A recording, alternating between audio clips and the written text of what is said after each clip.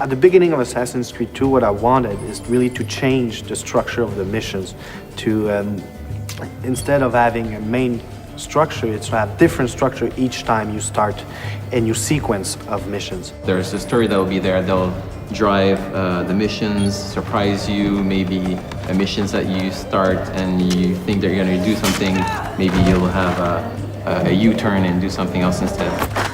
Hey, I remember you. You never know really what's going to happen next in Assassin's Creed 2.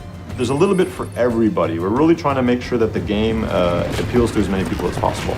We have retry points still in AC2 with climbing puzzles. Then you'll have, collectible quests. There are crowd missions. There's the narrative mission. You have these missions that you can do to change your notoriety in the city. There's also the city life, which are just randomly occurring acts throughout the world. For example, we have the messenger.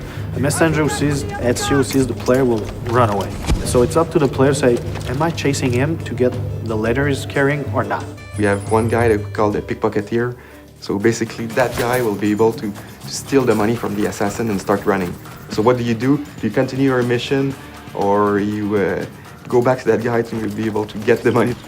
Throughout the world, you're gonna find exciting, memorable historical landmarks that also have interiors that you get to play through with lots of acrobatics and running and jumping. And these interiors lead to tombs that have been hidden for hundreds of years that only the assassins can find.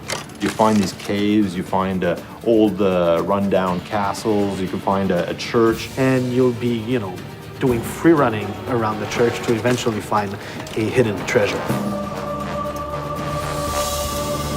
The player's gonna be inside the Duomo, and that interior is one of the biggest interiors in Italy.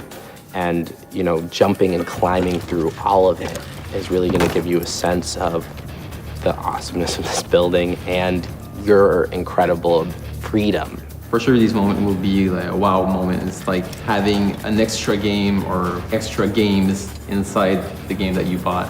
So each missions are different, a lot more variety. So it's not about doing investigation and assassination 9 times. It's really more like each time a mission can lead to a beat-up mission, can lead to a chase and escape, can lead to an assassination. It's quite overwhelming, the amount of stuff there is. Well, having more missions requires us ultimately to have more cutscenes and more cinematics, but I think we're adding a lot of value to these to the player. Like a couple of examples of this is you could still control the camera like you did in AC1. People like that feature a lot. We also have mini branching cutscenes where the player will have to interact at a specific time, and this may have 2 different effects. So if you hit the cinematic at the wrong time, then you might just hug a lady, whereas if you hit it on the right time, well, who knows what's going to happen.